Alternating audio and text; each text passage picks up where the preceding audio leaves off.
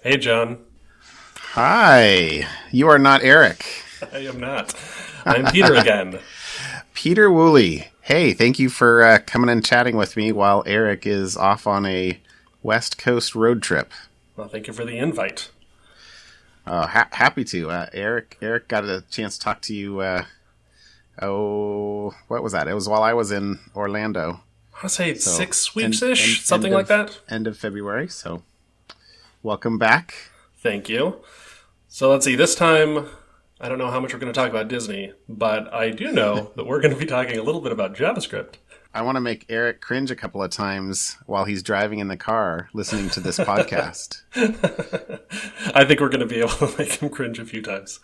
Yeah. I mean, what's wrong with JavaScript? No, everyone loves it. It's the best language ever. It won because it was the best language ever. That's why it's the language of the web, of course. Okay, I'm not sure I'll go with best language ever, but I will go with it either won or certainly has won this. What is it in the console wars? Like each generation, it has definitely won this generation of the language wars. Yeah, if software is eating the world, then JavaScript is eating software.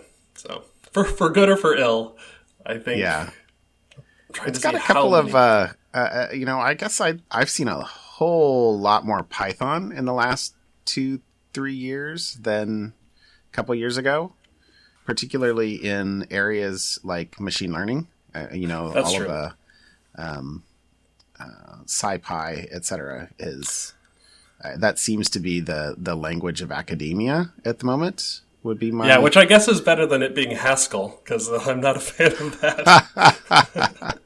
But yes, I think you're right. I think that I think as we move forward, especially with AI and all that sort of stuff, it does not seem like JavaScript will be there. Maybe I'm missing some of these things. I don't know. Is there a JavaScript library for TensorFlow or bindings for TensorFlow? I'm not sure. I don't think I've seen that. I won't bet against it, so I haven't looked myself either. But certainly no bets against it. What do you think, other than its prevalence and choice as a web language? I really feel like that gave JavaScript a tremendous leg up. Yeah. What do you think has been the other thing that is the most appealing? So, I think the thing that makes people want to use it is because you actually get to do the write once, build anywhere. Wasn't that the Java thing? Being able to actually, like when Node came around, and even in, I think 2010 is when Node started, or Node came around. And even then, like I was actually teaching JavaScript at the Art Institute of Portland. And even I was a little skeptical of it. Because at that point, I'd been at McAfee for a little while. Java on the back end seemed like the right thing to do. And like, of course, you'd have some JavaScript in the front end, some Java in the back end. That's just fine. Maybe do some C# on the back end, whatever. But then once I actually got into it, I was like, oh man, I can not only like not have to switch back and forth between different languages, but I could share some of the same code. I could use server rendered code if I needed to, but then I could use the same code to render it on the front end. And while that was still work, it was possible, and that was a delight. I think that's what really started the fire again for JavaScript. They got people to stop making fun of it at least a little bit and use it a bit more. And then just the prevalence of NPM and how that was just basically just opened up so many, even if there were small utilities, it made so many utilities available to people that would otherwise have to build it themselves or whatever. And I know that these days downloading 600 dependencies is not what people want to do. And the NPM folks seem to, their solution is to make it go faster, which they are doing a great job. I think every version of NPM has had considerable performance improvements. But I can totally understand that is annoying when you're spinning up a new project, you clone GitHub. Yeah, and I mean, I don't know. There's a certain level of what's a good word for it? I'll go with braggadocio or something like that. Sorry, I might be but you've got this 14 lines of JavaScript and now it's all of a sudden a module. Okay. That's not a module. That's a function. It's barely a function. It's an inline function. Right. So I think we can all remember the left pad incident. I think it was now 2 years ago. I think that we mentioned that on this podcast already. I know that that's a favorite example of mine in various regions, but the left pad was. I think it was 9 lines of code broke the internet was the phrase going around. Exactly. And I totally agree. I think the fallout from that was obviously it was weird. A weird problem altogether, and I actually went back recently and reread the details just so I could remember it in case people wanted to tell me again why that was bad and prove that JavaScript was bad. But I think the issue was like unpublishing these modules was a thing that you could just do as the author of a module. So yes, I totally agree. 9 lines is not. Probably, well, okay. I'm going to take that back. I'm going to take that back and say that 9 lines could be a great module if those lines are very important. The thing with JavaScript, and I think the thing that one of the reasons that we have 600 packages for most of our projects these days is that you just can't. Because it's focused mostly or starts really with the browsers, and they're the ones that are really pushing things forward in the JavaScript space and the ECMAScript space, you're not going to get stuff added to the standard library quickly or ever. And so I feel like that's the reason that we have it, and that is not something that we're probably going to be able to change in the way that we're not going to change JavaScript out for a different language for being the language of the web. So we just need to come up with solutions that don't allow people to break the web when they get upset at a company. So right. On NPM, it is now harder you only get 24 hours to unpublish a module. And then if you want to unpublish it, you have to actually reach out to NPM support to fix it, which is good. It's a solution. I'm sure there are other problems that can still come up. They did come up with a solution, but I totally get that.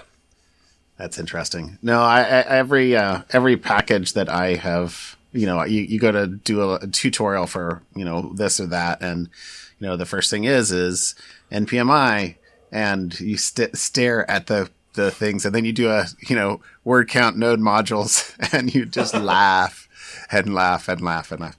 Okay, so I got to ask you one more thing about JavaScript, though, before we leave this particular topic, which isn't in our normal topic flow, but I guess we're still in the intro. Haha.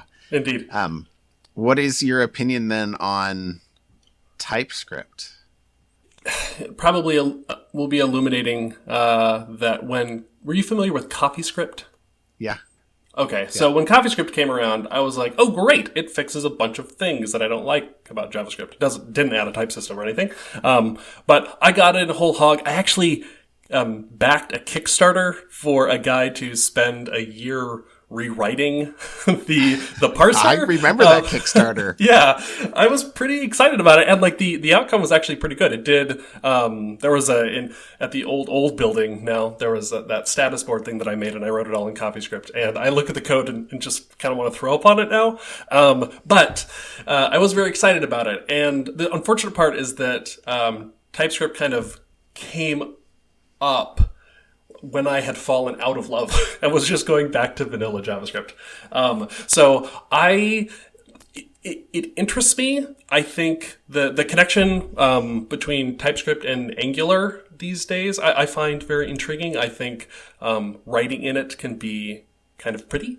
But I don't know. I'm just not convinced that it's going to take over JavaScript. But I'm sure it'll stick around because it's backed by plenty of people that have loud voices and do lots of good work. All right. Well, interesting.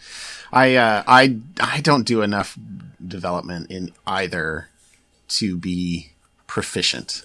I hack my way through. I come to a stream. I Google or Stack Overflow. I cross the stream. I'm up to my knees. I'm up to my neck, depending on what I'm trying to do. I copy and paste. It seems to work. And then I keep going. But I would not consider myself a expert to be frank, and I definitely would not want anybody following me. And but pair programming would be a joy of laughter and scorn, perhaps. But it's all good. Yes. Just get stuff to work. Okay, so actually the whole topic of NPM can kind of lead into the first actually security related topic that you and I talked about having tonight. So you wanna tell me what that one is? I do. So recently, I think it was a few days ago now, NPM announced that they will be signing packages when they are published. So they go to great lengths to explain not only what they're doing, but how they're doing it. And they're very excited about that their key is hosted on Keybase and that's how you can verify what it is they're signing. They are also very explicit that this will solve only for man in the middle, but you still have to trust that what is up on the NPM registry is still can be trusted. And I think Siege, the CTO over there at NPM, mentioned that is a problem they'll be solving, or they'll be hoping to solve in the future.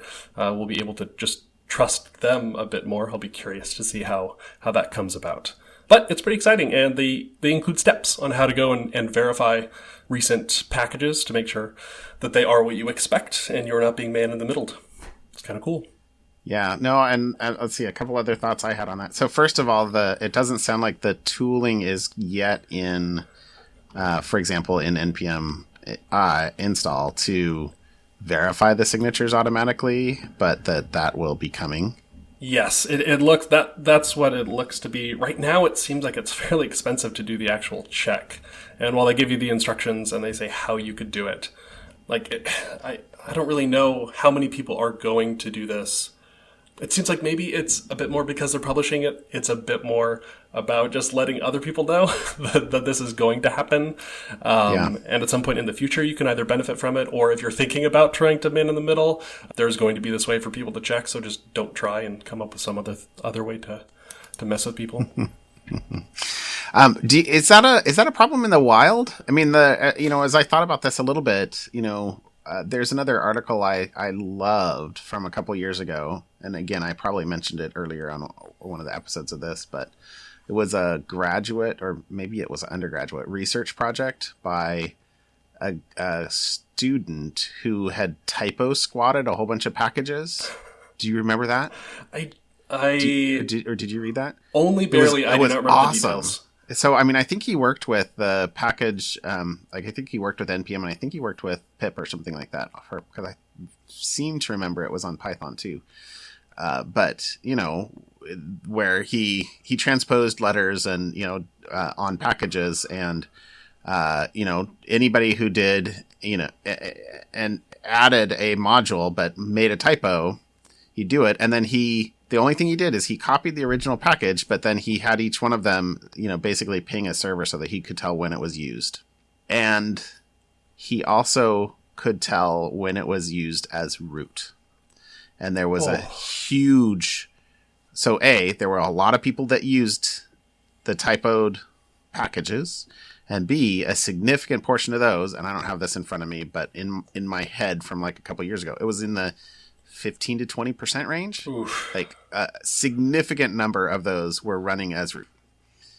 And, wow. The ability to sign packages is awesome. Like, from a one more link in the chain, but it certainly, it wouldn't have stopped something like that. You do need to go to the next step and basically say, these are the sources of packages that we trust, and then have those sources added to an internal manifest or list, or some means of saying, okay, so these are the sources of packages, or what, how else can you get to a situation where, as more and more of the code that we use isn't code that we write, we can inoculate ourselves or protect ourselves from, the ability for one of those packages to be switched out underneath us with ill intent.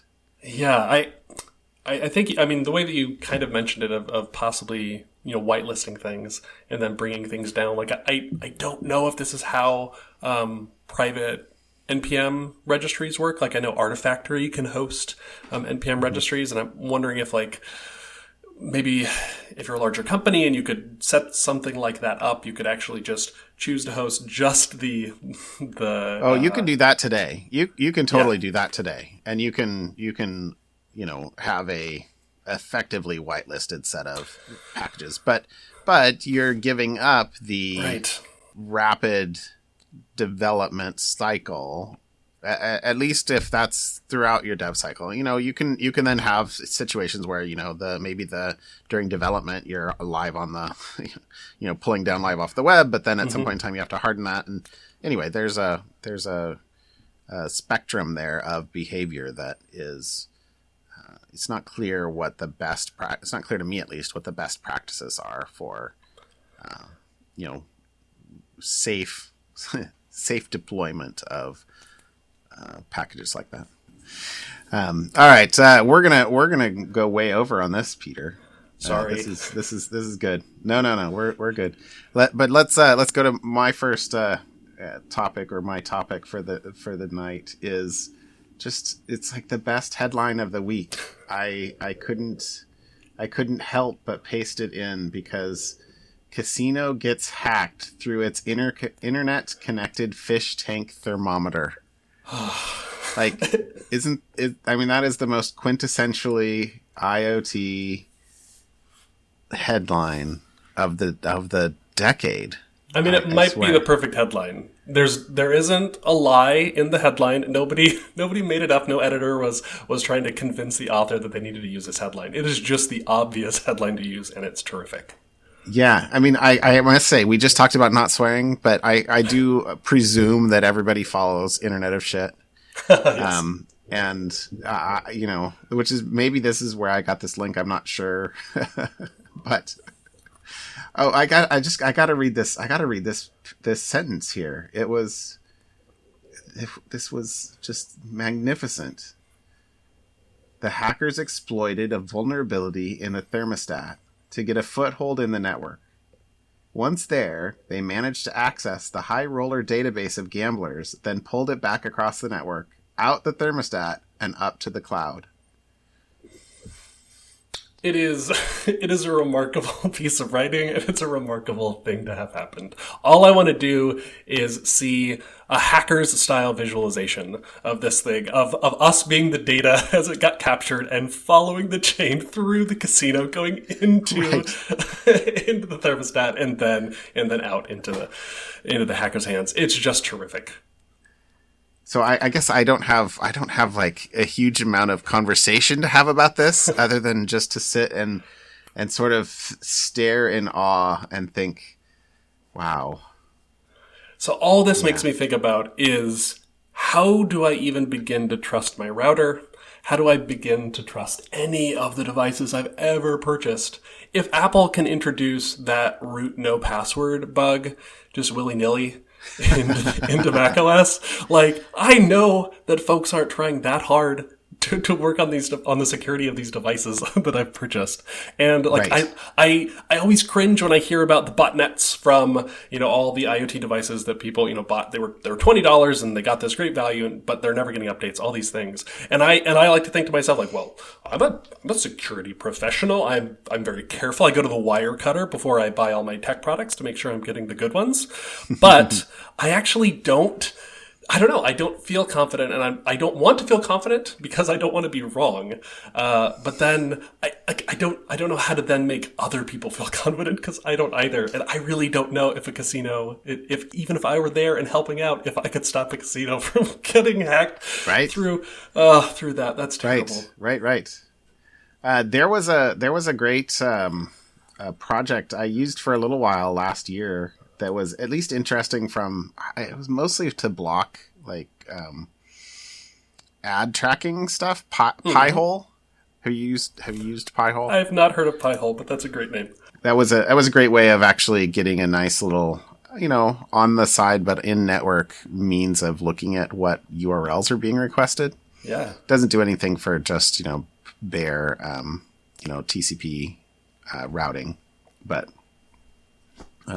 that was an interesting thing, just to see what traffic is going on in your network. And there are lots of devices like the Echo or other purpose built devices that can ping out and you can see what they're doing. Largely checking for updates, sending back telemetry. Indeed. Yeah, I've gotten a little bit of flack from a couple of people because I bought a grill last year and I bought the Wi-Fi grill. So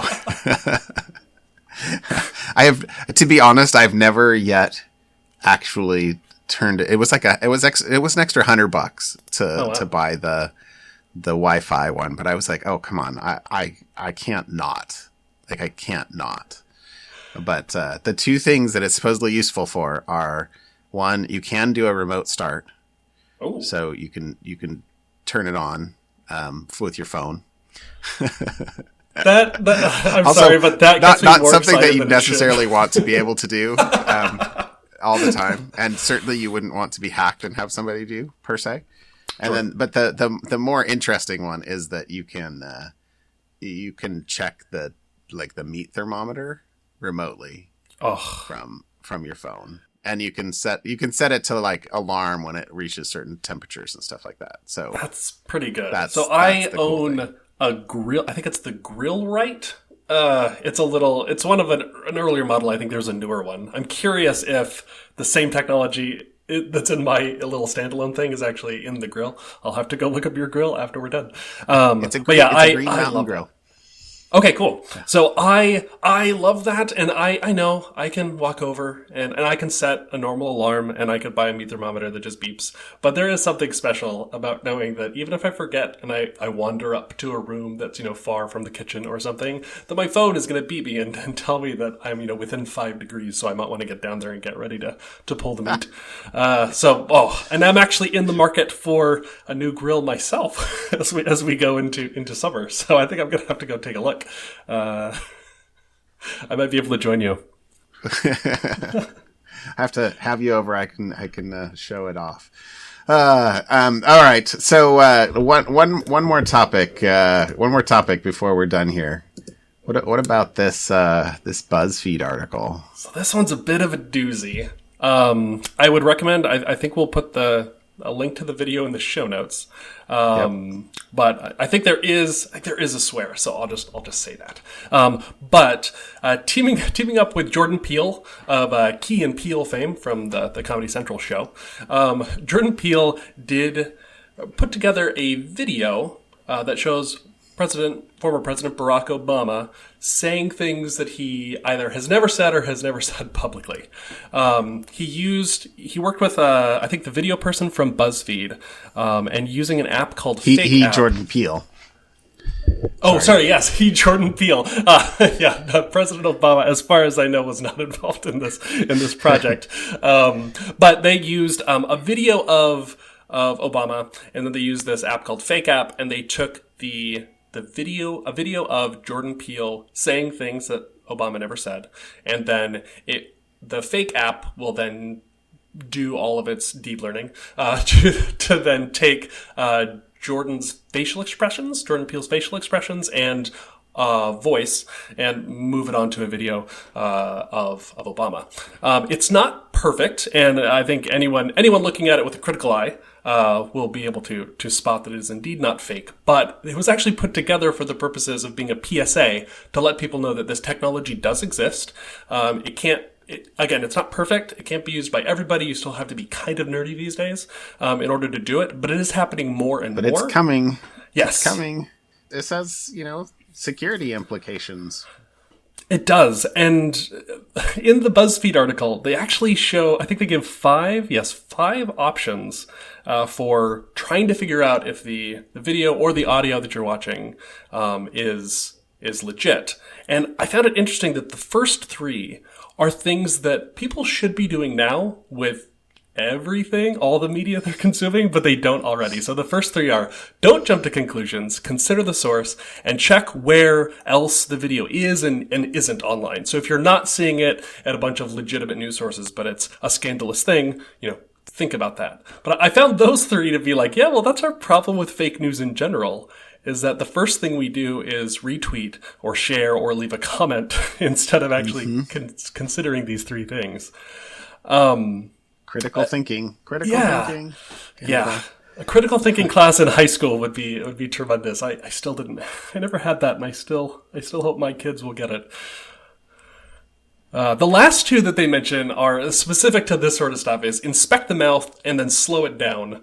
So these are the areas where the DeepFake and fake app technology haven't completely solved. So the mouth still looks weird. It's very hard to recreate the inside of someone's mouth, apparently.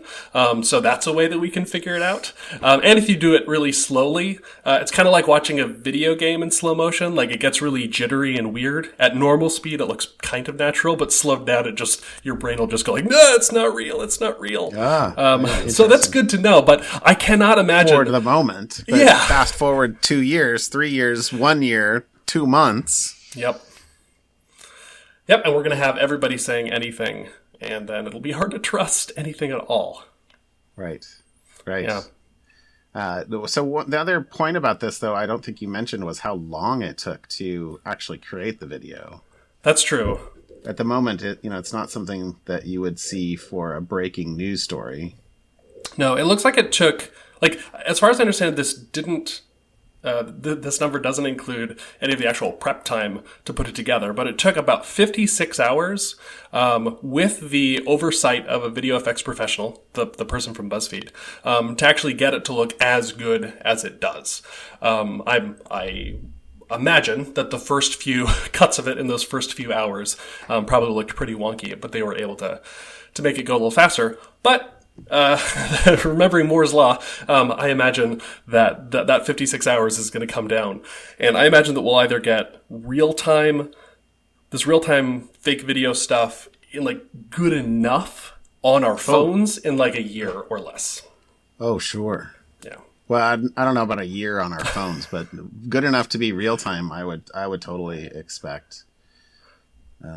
Yeah, we should. I will add a prediction note to say that you're probably right that it's not going to be, the processing won't be done on the phone, but I wonder if things like this will use the processing in the cloud to take your video and fake whatever it is you want to put over top of it and hand it back down to you, which is terrifying. Yeah, very much. Did you say that Jordan Peele was doing Obama's voice? Yes, and that's interesting too, because I know there's another effort. I can't remember the name of it. Adobe is actually creating something they're calling it the Photoshop for audio. I don't think they've given the project a name. They're actually doing work to take audio and audio samples from a voice. They might have actually used Obama in their demo too. Apparently everyone likes his voice. If you get enough samples, they can actually then recreate, and you just type in to this tool what you want them to say and then drop in where you want them to say it, and it will use the samples to then generate the voice. The tool that Peele was using, called Fake App, just does the video. So he had to provide a voice. And if you listen to it, it definitely doesn't sound like Obama, but if you weren't doing a close reading, you might not notice. Right. So I imagine that in the future, and then did they just chose a minute of a different speech of President Obama and then just mapped the mouth over? I think it's Jordan more than Peele? That. If I understand correctly, they took a video of Obama, and then not only did the mouth change, but it tracked the facial expression that Peele was using in his video, and actually moved Obama's head and facial expression in that way. I'm not sure how much movement, if it was just the eyebrows or maybe just a smile or nose changes, but there was more that was getting encoded in there than just the mouth. Oh, interesting. And nose changes is something that is, something that isn't, we don't really think about, but it happens, with different expressions. Interesting. Yeah, absolutely. I don't know what this will wind up doing. It seems like the number 2 item on here is the important thing to me, at least, is what's the source? What's the source? Yep. All right, Peter. So how about we do something fun? What you got for fun for me tonight? All right. I know the last time I was on, I mentioned D&D, and I'm going to keep the gaming going, but I'm actually going to talk about video games. All right. Sorry, dude. Stop. Because when I was listening to you say, "Oh, hey, I've been doing D&D," I just have to say that my boys and I have been running a campaign, and so I was very. I don't think I've talked to you about this since you were on, but I was like, "Oh, hey, you go, Peter." It's pretty cool, and yes, so I'm the DM, of course, because they're, really this is the second time we've tried to do this. The first time was a couple years ago, and it petered out about halfway through the. We're just doing the intro box set. Yeah. It's a great set. Which is great. But anyway, yes, D&D, it's awesome, and my boys are still very much. Hey, do we have a couple hours? Let's go down and play. That's awesome. I have found my kids are a little too young, 5 and 8. Yes. They were able to play a game called Cloud Dungeon. One of the other people we played D&D with actually found this. I think it was a Kickstarter. It was a little papercraft dungeon crawler, and so that was a great introduction. I know when they're a little older, they will definitely love to play D&D if they are my kids. But yeah, we are about. I think we're on the last chapter of the starter set in the little group we have, and I'm excited to finish it and see what everyone thinks. Cool. That's awesome. Yeah. All right. Now you're something fun this week. I just had to mention. Yeah, so moving into video games, where I spend a fair bit of my time, I finally picked up. There's a game called Celeste. I picked it up on the Switch because everyone that I knew and listened to talk about video games on the internet played it on the Switch. And this is a puzzle platformer that it's part of the masochore genre. So it's masochist and hardcore.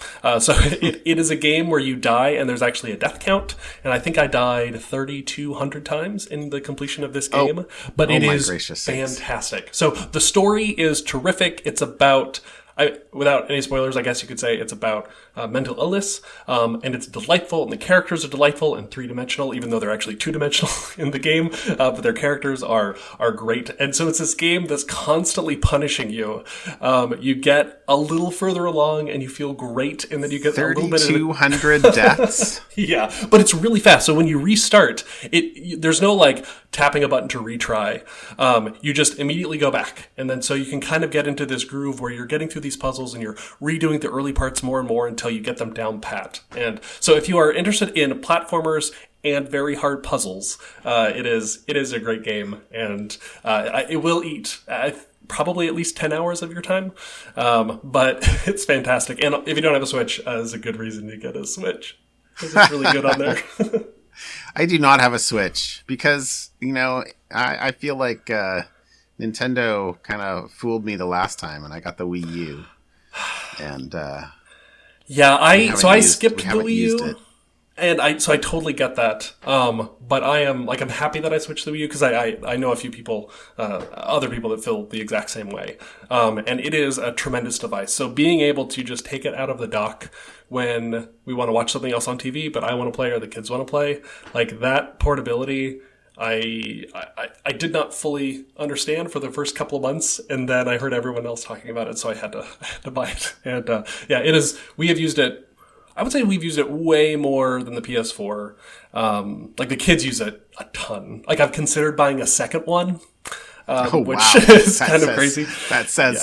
That says a little too much. That says a little too much. Probably more about me than them, but it is. Yeah, it is good. I will say you will not feel burned. And so it's the name of the game again is Celeste, and it's only $20, and it's very good.